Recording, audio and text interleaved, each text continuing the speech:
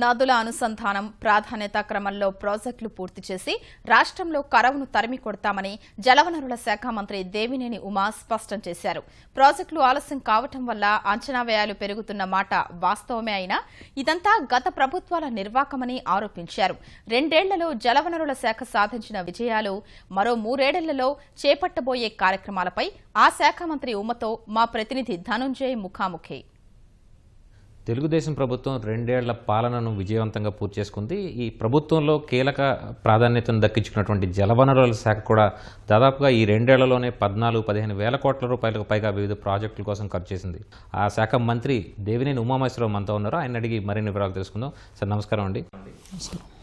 ప్రధానంగా జలవనరుల శాఖ తొలిసారిగా ఏర్పడింది. రాష్ట్ర విభజన తర్వాత 2 నీటిపారుదల శాఖలను కలిపి ఈ శాఖను ఏర్పాటు చేశారు. అయితే ఈ 2 ఏళ్లలో మీరు సాధించిన లక్ష్యాలు ఏమిటి?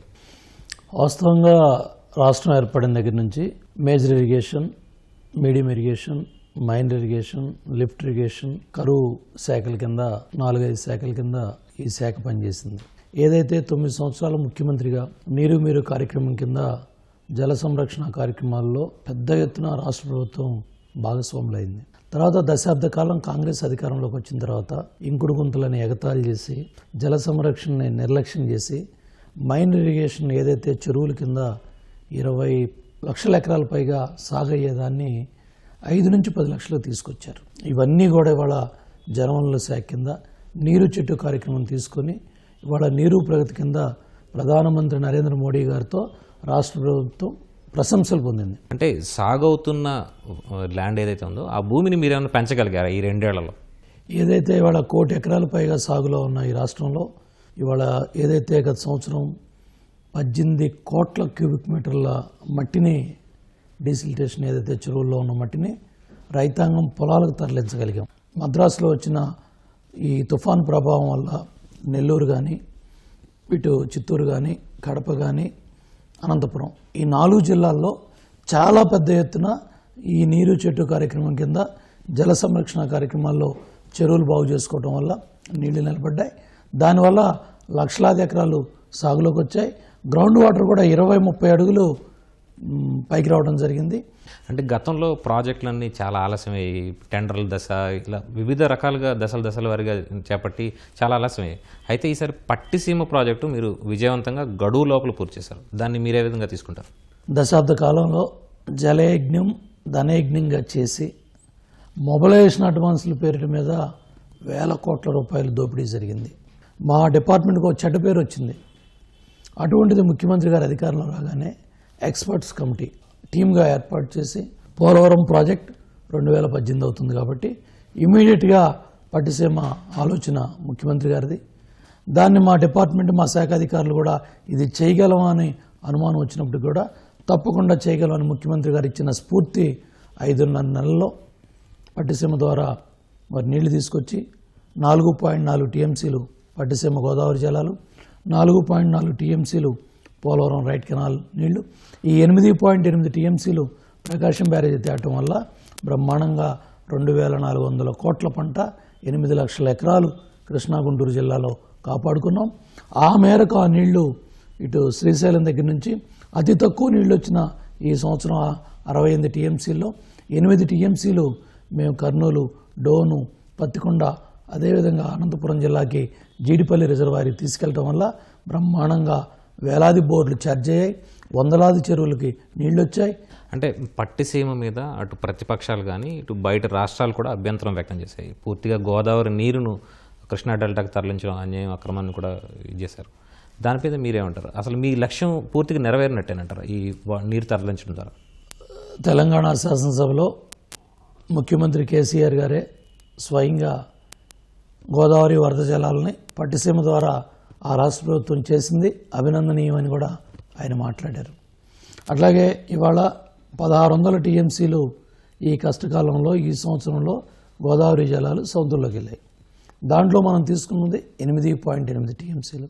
రేపు మనం 100 ఫ్లడ్ డేస్లో ఒక 80 టీఎంసీలు మన ప్రాంతానికి ఈ ప్రకాశం బ్యారేజీ తెచ్చినట్టయితే ఆ మేరకు ఆ 80 టీఎంసీలు శ్రీశైలం రిజర్వాయర్ దగ్గర నుంచి పోతిరెడ్డిపాడు ద్వారా, తెలుగంగ ద్వారా, అంద్రినివా ద్వారా, గాలేరి నగర్ ద్వారా ఆ నీళ్లు రాయలసీమకి ఇస్తే రాయలసీమ రతనాలసీమ అవుతుందంటంలో ఎటువంటి సందేహం కూడా లేదు. మీరు 7 ప్రాధాన్యత ప్రాజెక్టులను కూడా నిర్ధారించుకున్నారు. అయితే ఆ ప్రాజెక్టులు ఇప్పటికీ కూడా ఇంకా పెండింగ్ దశల్లో ఉన్నాయి చాలా. దీన్ని మీ పేరు వంశధార స్టేజ్ 2 ఫేజ్ 2 సంవత్సర కాలం సమయం పెట్టుకున్నాం.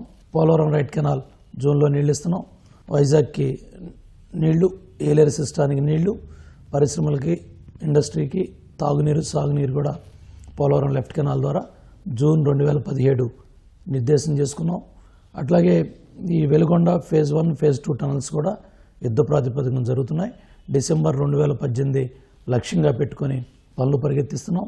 ఇవాళ అంద్రినేవా ఫేజ్ 1 ఫేజ్ 2 ఇటు మదనపల్లి కానీ, చిత్తూరు కానీ, తమ్మలపల్లి కానీ, పలమనేరు కానీ, కుప్పం కానీ, హిందూపూర్ కానీ, మడగసిర్ కానీ, అట్లాగే ఇటు పెనుగొండ కానీ, రాయదుర్గం కానీ, ఈ బెల్ట్ అంతా కూడా మనం ఈ సంవత్సరం నీళ్ళు ఇచ్చే కార్యక్రమం తీసుకున్నాం. అట్లాగే ఏదైతే గాలేరి నగరి ఫేజ్ 1 గ్రావిటీ ద్వారా గండికోట అవుకు రిజర్వాయర్లు కూడా ఒక టనల్ పూర్తి చేసుకొని మనం గండికోట టనల్స్ పూర్తయినాయి. ఇవాళ పూర్తి స్థాయిలో అటు పులివెందుల కడపకు నీళ్లు తీసుకెళ్ళడానికి ఈ సంవత్సరమే లక్ష్యంగా పెట్టుకొని పనులు పరిగెత్తిస్తున్నాం. తెలుగువారి గుండె చప్పుడు, తెలుగు ప్రజల ఆకాంక్ష. ఇవాళ ఆ పోలవరం ప్రాజెక్ట్ని 2018గా లక్ష్యం పెట్టుకున్నాం. ఏదైతే ఎర్త్ వర్క్ అంతా కూడా ప్రతిరోజు కూడా 1,00,000 క్యూబిక్ మీటర్ల ఎర్త్ వర్క్ తరలిస్తూ ఉన్నాం. పోలవరం ప్రాజెక్ట్ 2018 మా లక్ష్యం. దానికి అనుగుణంగా ఏదైతే అక్కడున్న నిర్వాసితులకి న్యాయం చేయటం, ఈ 3 వర్కింగ్ సీజన్లు కూడా దృష్టిలో పెట్టుకొని పోలవరం ప్రాజెక్టులో నీళ్లు నిలబెడితే మన ప్రాంతం సస్యశ్యామలం అవుతుంది. ఆ దిశగా రాష్ట్ర ప్రభుత్వం ముందుకెళ్తా ఉంది. ఇప్పటికీ కేంద్ర ప్రభుత్వం నుంచి మనకి పోలవరం ప్రాజెక్టు నిర్మాణం కోసం చాలా తక్కువ నిధులు వస్తున్నట్టు ఉన్నాయి. అలాగే ఇక్కడ ఖర్చు చేస్తున్నటువంటి వాటిలో ఆ కేంద్ర ప్రభుత్వం కూడా సంతృప్తి వ్యక్తం పరచని పరిస్థితి ఉంది. దీనిపై మీరేమంటారు?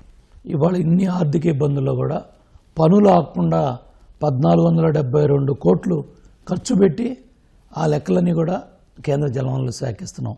ఎందుకంటే కేంద్ర ప్రభుత్వం నుంచి నిధులు వచ్చే లోపల ఈ సమయం మళ్ళీ వెనక్కి తిరిగి రాదు. ఒక వర్కింగ్ సీజన్ పోయినట్టయితే మనం గోదావరి నది గర్భంలో పనులు చేసే పరిస్థితి ఉండదు.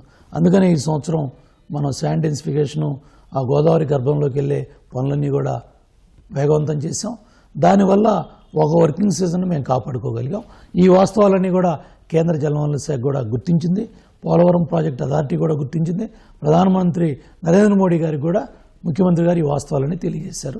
డెఫినెట్గా ఆ 1,472 కోట్లు కూడా త్వరితగతంగా రిలీజ్ చేయమని రాష్ట్ర ప్రభుత్వం ఒత్తిడి చేస్తూ ఉంది. అంటే ఈ గడువు పెరుగుతున్న కొద్దీ ప్రాజెక్టులు అన్నిటి అంచనా వ్యయం పెరిగిపోవట్లేదా? దీనిపైన ప్రభుత్వ భారం పడట్లేదంటే? వాస్తవంగా కాంగ్రెస్ ప్రభుత్వం ఈ వాస్తవాలను దృష్టిలో పెట్టుకొని అంచనాలు పెరగకుండా ప్రయారిటైజ్ చేసుకొని పనులు చేస్తున్నట్టయితే ఇవాళ ఇంత అంచనాలు భారం పడేది కాదు. రోడ్ కనెక్షన్స్ ఉన్నాయో RNB, Panchayati Raj, national highway roads దగ్గర బ్రహ్మాండంగా కాలువలు తవ్వి చూపించారు. ఎందుకంటే 2009 ఎన్నికల్లో గెలవాలనేది వాళ్ళ లక్ష్యం. ఆ లక్ష్యానికి అనుగుణంగా పోలవరం కాలువ మట్టి పనులు చేసుకొని స్ట్రక్చర్లు గాలికి వదిలేసి కాంగ్రెస్ ప్రభుత్వం వెళ్ళిపోయింది. ఆ పాపాలన్నీ సరిదిద్ది, ఆ తప్పులన్నీ సరిదిద్ది ఇవాళ స్ట్రక్చర్స్ నిర్మాణం చేస్తున్నాం. ఏదైతే అంచనాలు పెరగడానికి ప్రధానంగా number of projects at a time పిలిచి ఒక కాల పరిమితి పెట్టుకోకుండా వాస్తవాలని దృక్పథంగా ముందుకెళ్లకుండా మొబిలైజేషన్ అడ్వాన్సులు, మట్టి పనులు, దీనివల్ల రాష్ట్రానికి 1,000 కోట్ల భారం పడింది. అంటే ఇప్పుడు కృష్ణా గోదావరి నదుల మీద తెలంగాణ ప్రాజెక్టులు నిర్మిస్తుంది. ఇక జల వివాదాల్లోకి ఇంకో కొత్త రాష్ట్రం చేరిపోయినట్టేనంటారా? గతంలో మహారాష్ట్రతోటి, కర్ణాటకతోటి మనకి వివాదాలు ఉన్నాయి. ఇప్పుడు కొత్త రాష్ట్రం చేరినట్టేనా? రాష్ట్ర విభజన చట్టంలో చాలా స్పష్టంగా చెప్పారు. గాలేరి నగరి, అంద్రినివా, వెలుగొండ ప్రాజెక్టు, ఏదైతే ఈ నెట్టింపాడు, ఈ కోయిల్ సాగర్, ఈ కల్వకుర్తి ప్రాజెక్టులు ఉన్నాయో ఈ 5-6 ప్రాజెక్టులకు సంబంధించి ఈ ప్రాజెక్టులన్నీ కూడా ఇవాళ మొదలుపెట్టుబడి ఉన్నాయి ఉమ్మడి ఆంధ్రప్రదేశ్లో. కాబట్టి ఈ ప్రాజెక్టులు పూర్తి చేసుకోవాలని చెప్పి కూడా స్పష్టంగా చట్టంలో చెప్పబడింది. ఇవాళ వీళ్ళు మొదలుపెట్టిన పాలమూరు కానీ, రంగారెడ్డి కానీ, దిండి కానీ ఏ ప్రాజెక్టులు కూడా ఈ రాష్ట్ర విభజన చట్టంలో చెప్పబడలేదు. వాళ్ళు చెప్తా ఉన్న అనుమతులు అనేవి కూడా ఏదైతే జోరాల దగ్గర అక్కడ ప్రాజెక్టుకి సంబంధించి ఏదైతే జరిగిన ఒక సర్వే రిపోర్ట్ను పట్టుకొని వీళ్ళు పాలమూరు రంగారెడ్డి అని మాట్లాడుతూ ఉన్నారు. కరెక్ట్ కాదు. అంటే ఈసారి కృష్ణా డెల్టాలో చాలా తక్కువ నీరు వచ్చింది, పరిమితంగా వనరులను వినియోగించుకోవాల్సి వచ్చింది, పంటలు పక్కన చాలా ఇబ్బందులు పాలైన కూడా. ఈ నేపథ్యంలో మీరు భూగర్భ జల వనరులను పెంచడానికి కానీ లేకపోతే ఇతరత్ర ప్రత్యామ్నాయాల కోసం ఏం చేశారు? నీరు చెట్టు కార్యక్రమం కింద 2,800 కోట్ల రూపాయలు ఇటు జలవనరుల శాఖ కానీ ఉపాధి హామీ నిధులు కానీ అన్నీ కూడా క్లబ్ చేసి చెరువుల్లో డీసిల్టింగ్ చేసాం, చెరువు కట్టలు బాగు చేసాం, స్లోయిస్లు బాగు చేసాం, చెక్ డ్యామ్స్ కట్టాం, చెక్ డ్యామ్స్ రిపేర్ చేసాం, ఫెర్టిలైజేషన్ కందకాలు తవ్వాం, కాంటూర్ ట్రెంచెస్ ఇవన్నీ కూడా జరిగినాయి. ఇవాళ పెద్ద ఎత్తున ఫలితాలు వచ్చాయి. వందలాది టీఎంసీ నీళ్లు ఛార్జ్ అయ్యాయి. మళ్ళీ ఇవాళ సుమారు 1.4 మీటర్లు భూగర్భ జలాలు పెరగటం వల్ల సుమారు ఇవాళ కూడా 100-120 టీఎంసీలు ఇవాళ భూగర్భ జలాలు మనం చూడగలుగుతున్నాం. అన్నిటికన్నా కూడా ఈరోజు ఈనాడు ఈటీవీ ఏదైతే వ్యవస్థాపక అధ్యక్షులు రామోజీరావు గారు ఇవాళ ఆయన ఒక మంచి కార్యక్రమం తీసుకొని మీడియా ద్వారా, ఛానల్ ద్వారా, పత్రిక ద్వారా ఒక చక్కటి స్ఫూర్తిని రాష్ట్రానికి ఇచ్చారు. వచ్చే సీజన్ చాలా ఆశావహంగా ఉంది, ఋతుపవనాలు కూడా చాలా చక్కగా వర్షాన్ని ఇస్తాయని చెప్పి వాతావరణ శాఖ చెప్తుంది. అయితే వచ్చే సీజన్ కోసం ఏం ప్రణాళికలు చేసుకుంటాం? మనం 100 గంటల్లో వర్షం పడతా ఉంది 365 రోజుల్లో. ఇవాళ 4 జిల్లాలు గత సంవత్సరం స్ఫూర్తినిచ్చాయి. చిత్తూరు కానీ, నెల్లూరు కానీ, ఇవాళ కర్నూలు కానీ, అనంతపురం కానీ. ఈ 4 జిల్లాల్లో స్ఫూర్తి రేపు రాబోయే రోజుల్లో 13 జిల్లాల్లో మనం చూడబోతున్నాం. కృష్ణా పుష్కరాలకు సంబంధించి ఎలా నిర్వహించబోతున్నారు మీరు? కృష్ణా పుష్కరాలు వాళ్ళ గోదావరి పుష్కరాల కన్నా కూడా అత్యంత జాగ్రత్తలు తీసుకొని ఘనంగా చేయాలని రాష్ట్ర ప్రభుత్వం ముందుకెళ్తా ఉంది. Thank you sir. మొత్తానికి రాష్ట్రాన్ని కరువు రహిత రాష్ట్రంగా తీర్చిదిద్దడంతో పాటు ప్రాజెక్టులన్నీ కూడా గడువులోపే పూర్తి చేస్తామని చెప్పి జలవనరుల శాఖ మంత్రి చెప్తున్నారు. కెమెరా పర్సన్ శ్రీనివాస్, శేషు, భాస్కర్లతో కలిసి ధనుంజయ్, ఈటీవీ న్యూస్, విజయవాడ.